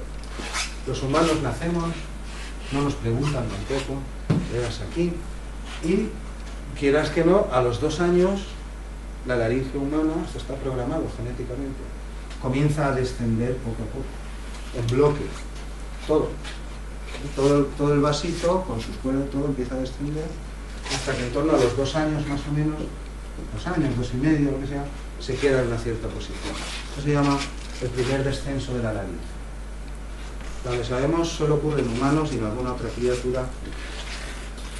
En esa clase que grabamos de estética, que la soltaremos también pronto, pues ahí se cuentan estas cosas. Es la que no vieron Beatriz y Augusto, la que no visteis, ahí se cuentan estas cosas. Este es el primero, pero hay otro, que es en torno a la preadolescencia, depende, hay uno a los 8 años, otro a los 9, no es exacto, todos han pasado por ahí, la muda de voz.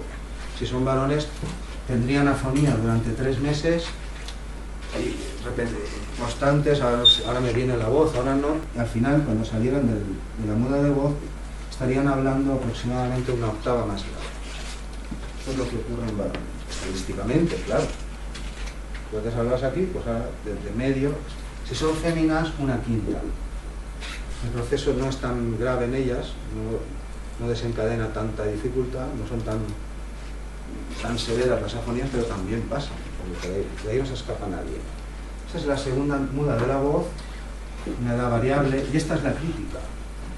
Si tú castras a un humano, parcial, la totalia que no tiene nada que ver, lo otro no afecta, son las gónadas, donde se generan las células sexuales, lo otro es irrelevante.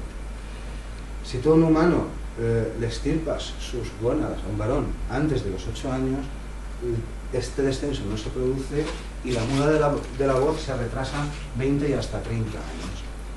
Es decir, garantizado que hasta los 30 y tantos tú tendrás una voz de niño educada porque eres un músico en un cuerpo de gigante. Lo vuelvo a recolocar. Vamos a ver. No es que, claro, la laringe no desciende. Tú tienes voz de niño, te castran antes. Pues estos procesos no ocurren. Tu cuerpo crece, como pasa con los gatos y con los capones, son más voluminosos. Tienen una caja torácica de este tamaño. Tienes un instrumento, una voz de niño que llega incluso más agudo, pero educada. Educada quiere decir que eres un cantante, que llevas 8 años en un conservatorio, 8 horas al día, cantando, haciendo trinos, componiendo, transportando, escribiendo en las 5.000 claves, habidas y por haber, y este es el truco. ¿Y cómo es posible que cante más tiempo, más? Bueno, pues por eso.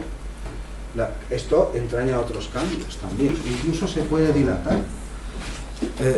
A ti te castran con esos fines y sabes que hasta los 30 y tantos vas a conservar la voz muy aguda. Vas a crecer, vas a tener un instrumento muy poderoso, pero con trucos, que es lo que hacen los cantantes y ustedes también, y los deportistas, para cuidarse la voz. Unos toman ajo por las mañanas, otros meten claras de huevo y limón. Yo he visto hacer de todo. Hay muchas técnicas. Es decir, tú eres cantante, tu instrumento es tu cuerpo y llevas trabajándotelo 40 años. Tú no sabrás tú hacer tus martingas, si hace falta no comes o lo que sea, pero tú conservas tu voz no hasta los 32, sino hasta los 30, hasta todo lo que puedas, como hacen los deportistas de élite hoy. ¿Me siguen? ¿No? ¿Sí? Pues aquí tenemos a la Puccioni y a Senesino, que es claro, lo exagerado, evidentemente no podía ser tan gigante, pero era una alusión continua. Este es otro, no tengo un cuadro, es una viñeta de la época, Valentino Urbani. Este es Carlo Scalzi, también murió joven, 38 años.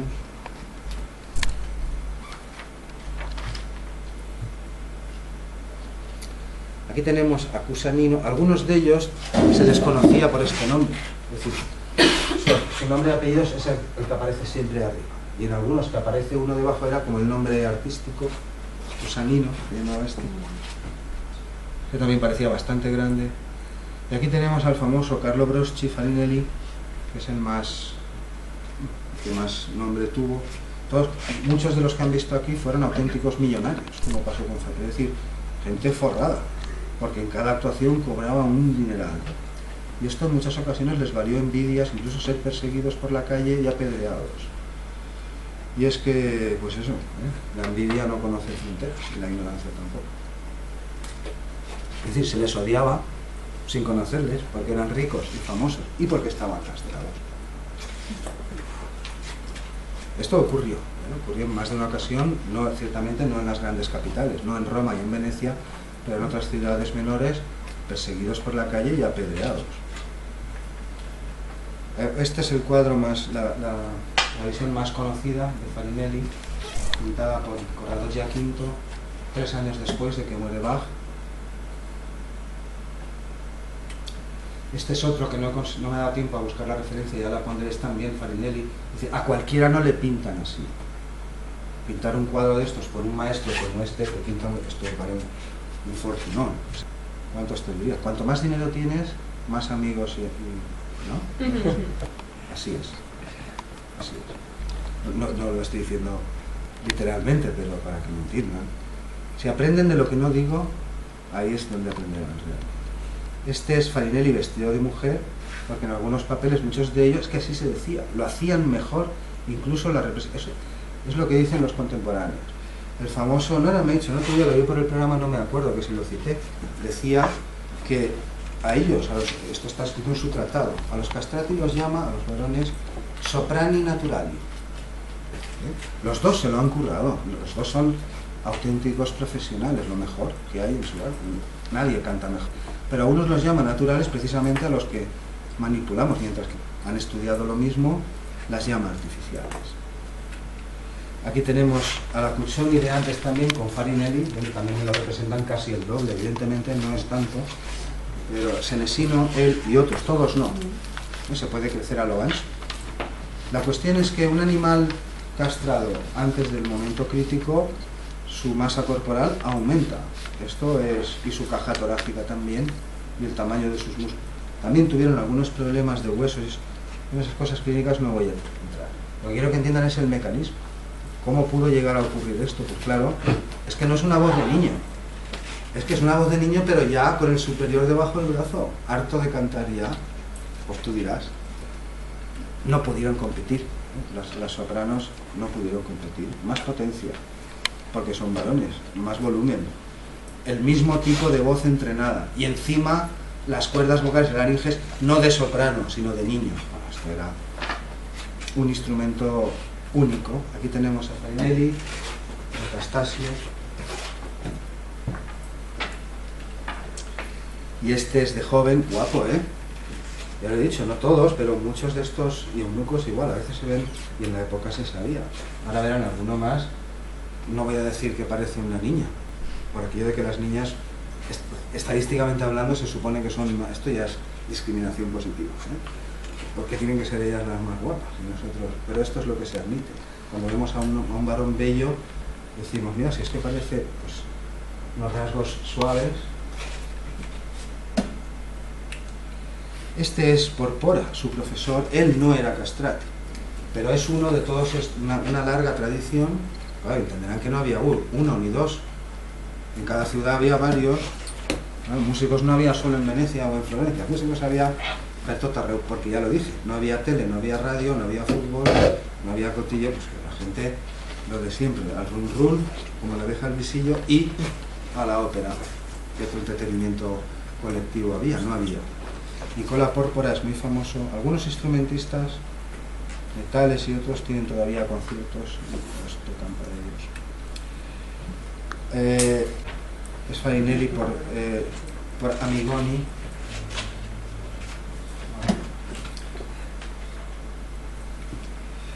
Aquí tenemos, nos vamos acercando, ¿eh? Faltan 10 años para la Revolución. El Domenicino era otro muy famoso, Domenico Annibali. Tenemos otro cuadro, el Domenicino. Eran personajes exquisitos, la mayoría de estos grandes cantantes de escena.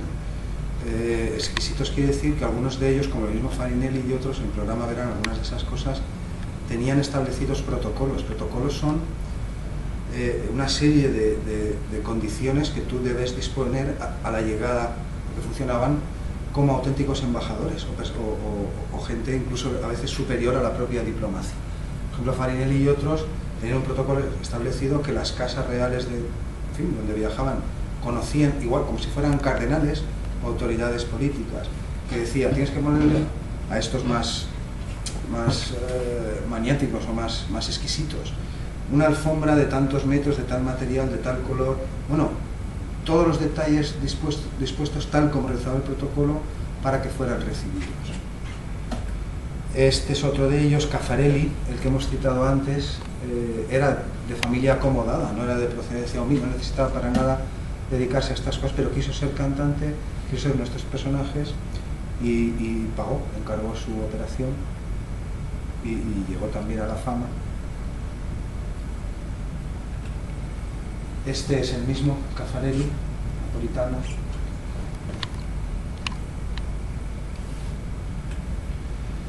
tenemos a Felice Salimbeni, otro de ellos, también de vida corta, apenas 40 años, muere 2 años después que Bach. Este es un personaje de escena, está representado como uno de las figuras que aparecen en una de las óperas. Aquí tenemos al famoso Giccielo, Gioacchino Conti, otra de estas partituras. Ahí ven, se pueden apreciar las notas en efecto que están dispuestas correctamente, no están pintadas al tuntún ni nada, y reflejan exactamente una pieza. Bueno, son una pieza. Se refleja la obra dentro del cuadro igual que se reflejan otras cosas del entorno, exactamente. Giovanni Manzuoli, este florentino.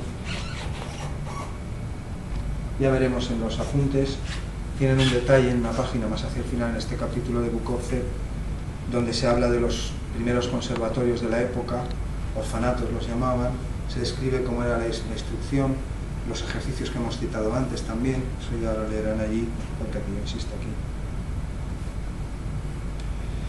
Otro también de los de tamaño, hemos visto algunos, esas caras a veces que se ven así grandes, unos cuellos enormes, un tamaño exagerado, fíjense cómo lo han representado, también era muy chiquitilla, Guadagni, fue muy famoso, y al ampliarla se ha difuminado un poco, sostiene por supuesto una obra auténtica, pero se ve, ¿no?, en las proporciones, un ser extremadamente alto, pero un objeto de burla también por estas cosas y por otras.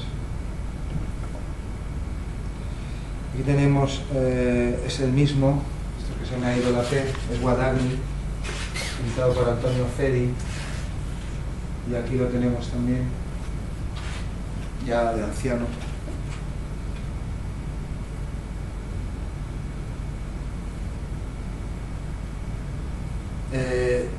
Tenducci, también muy conocido, tanto por el apellido como por el nombre. Este no es Senesino, el de antes. Senesino, el auténtico, es el que hemos visto, fue anterior. A este, perdón, se le conoció también como el Senesino, son diferentes. Este ya está a las puertas de 1800, muere un año después de la Revolución. Contemporáneos de Mozart, todos. Este es el Senesino también, Tenducci.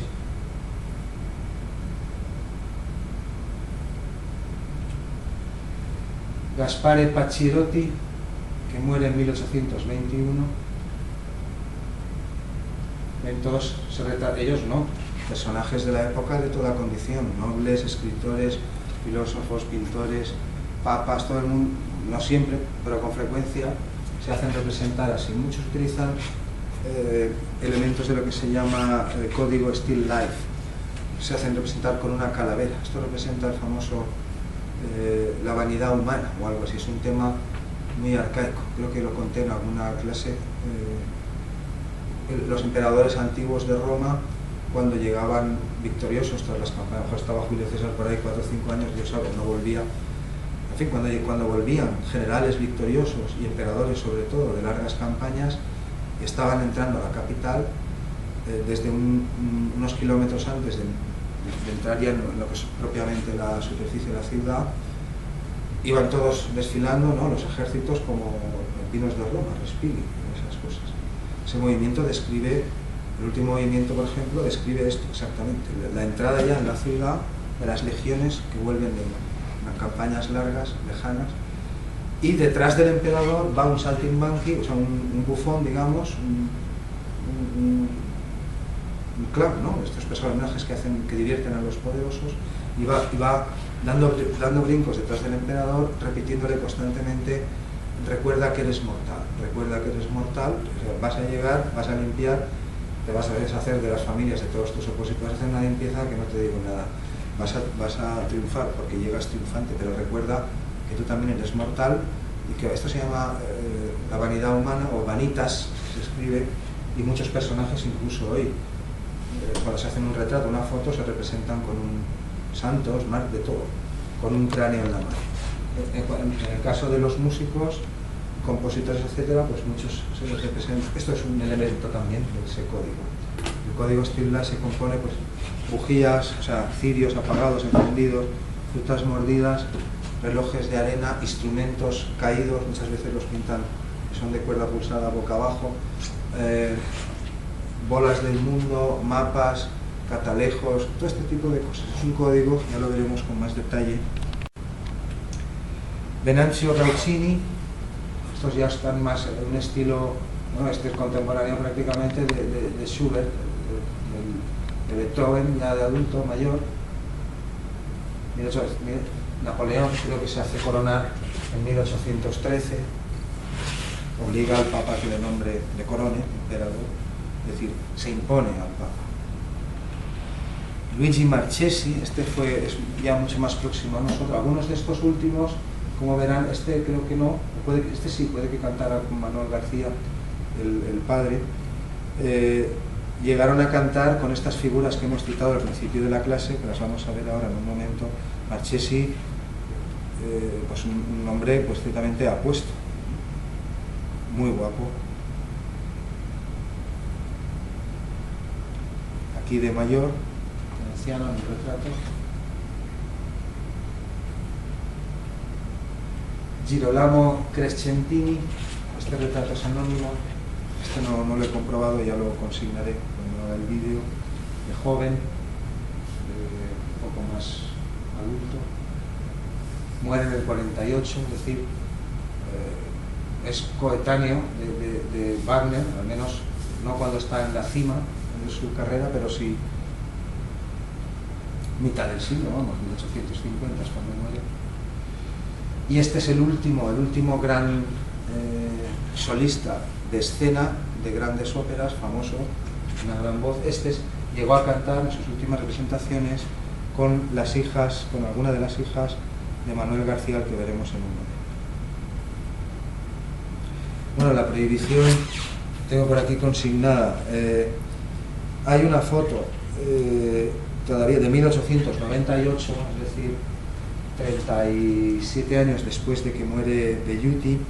Hay una foto del coro de la Capilla Sistina en donde se ve que 6 de los miembros integrantes son castrati, o sea que todavía forman parte de esa plantilla. Y también el director perpetuo, que en ese momento es Domenico Mustafa, después es Moreschi, el último de las grabaciones, ahora lo veremos, y después ya no hay castrati. La prohibición definitiva tiene lugar en 1903. León XIII ya había prohibido que se les contratara en ninguna iglesia, en ningún sitio. No dice nada, pero que está, pero no se hacen nuevos contratos para cantar en ninguna parte. Y en 1903, el día de Santa Cecilia, escogen ese día, es un 22 de noviembre, Pío X, que es nuevo papa, él ya establece el cese de estas prácticas.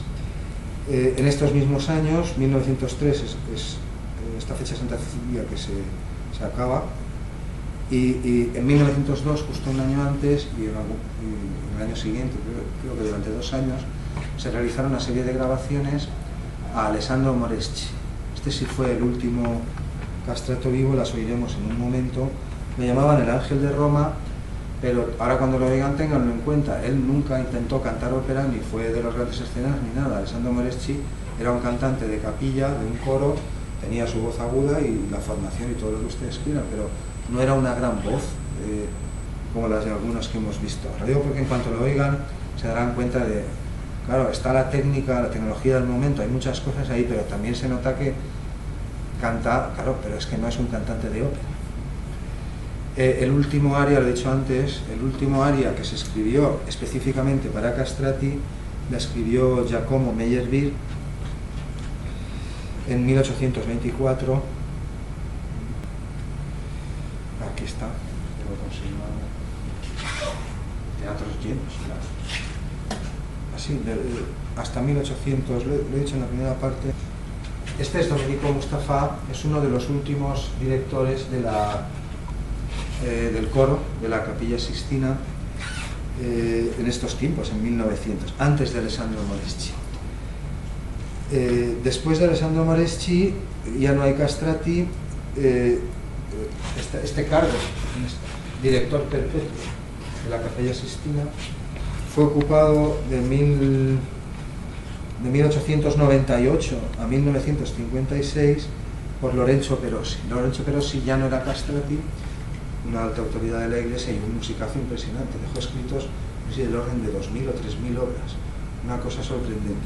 Lo digo porque en esos tiempos todavía es un rumor que circula, se decía que si todavía había castratis, que si no, y parece ser, esto es una anécdota, se cuenta por la red también, seguro que la pueden ver por ahí, parece ser que uno de los alumnos de Moreschi, que no era castrati, que estaba casado, esto en la Iglesia también ocurrió, en 1500 cuando hablábamos antes, las primeras órdenes que emitieron estos papas cuando aparecían los primeros registros, en una de ellas uno decía, prohibía que los cantantes estuvieran casados, los que cantaban en esa capilla. Luego aquellos falsetistas que tenían una mujer, tenían hijos, pero imitaban en falsete, tampoco pudieron trabajar. Bueno, el caso es que corrió el rumor de que parecía que seguía habiendo castrati, y resulta que no, que es que un tal Domenico Mancini, que era alumno a su vez de Moreschi, este es el mismo Domenico Mustafa. Perdón, no me acordaba, este es Moreschi. Entre Domenico Mustafa y el último castrato vivo todavía hay uno más, se llama Domenico Salvatori, es la única foto que he encontrado de él, no hemos podido encontrar otras muy chiquitilla y no les puedo mostrar más de Salvatori. Pero les decía, después de Domenico Mustafa, de Salvatori y también Alessandro Moreschi. Y se decía que en tiempos de Lorenzo Perosi, en la primera mitad del siglo pasado, pues que seguía habiendo castrati, y que eso de que Moreschi se había muerto y ahora el último pues que no era cierto. Al final todo se resumió en que uno de los integrantes del coro, que era falsetista, no era castrati, alumno de Moreschi, pues era un gran imitador y llegó incluso a hacer dudar al propio Lorenzo Perosi, que era un opositor, estaba contra los castrati total. Lorenzo Perosi fue el director perpetuo, ya les digo, miles de obras dejó escritas como compositor, y estos son los tres últimos: Domenico Mustafa, director perpetuo;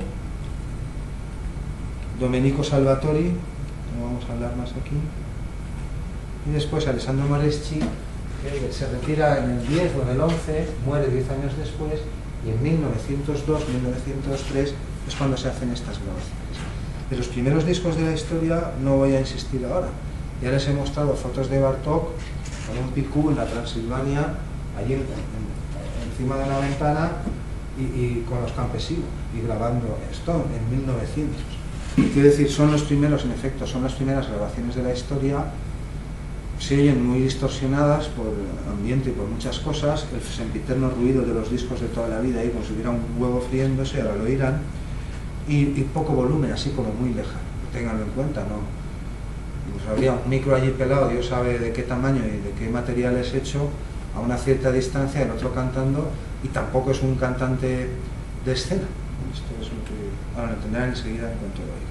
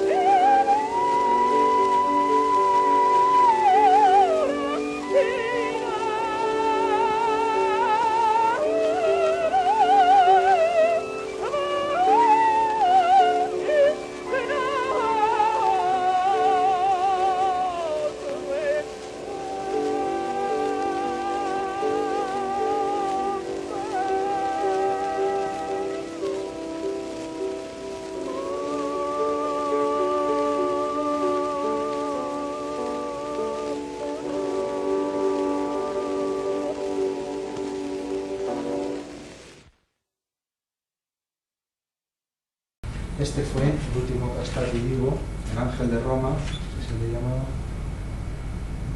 Ha entendido el asunto. En 1820 las grandes figuras desaparecen de los escenarios de ópera, ya no cantan allí, pero en muchas capillas y en muchas iglesias por toda Europa tienen su puesto ahí, es su trabajo, y han sido formados y incluso muchos fueron en su tiempo castrados con ese fin, mantener la voz aguda para poder cantar en oficios eclesiásticos, y ahí perduraron hasta que desaparecieron.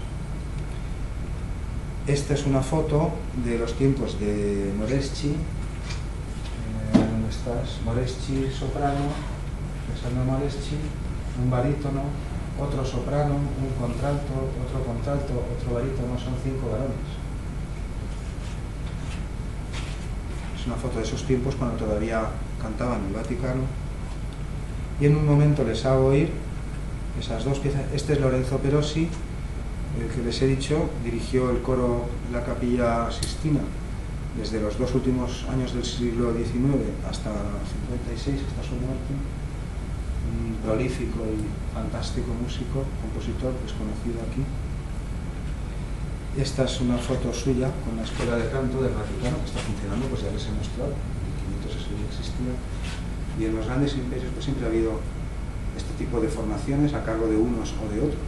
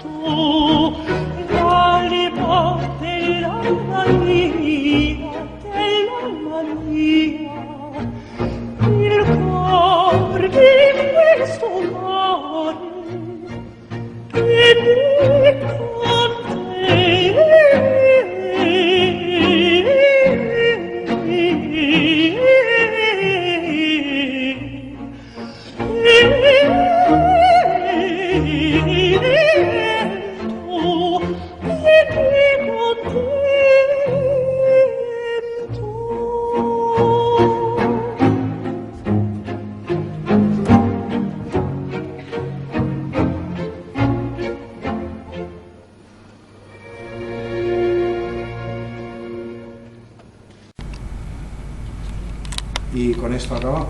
Un placer. Próxima semana más.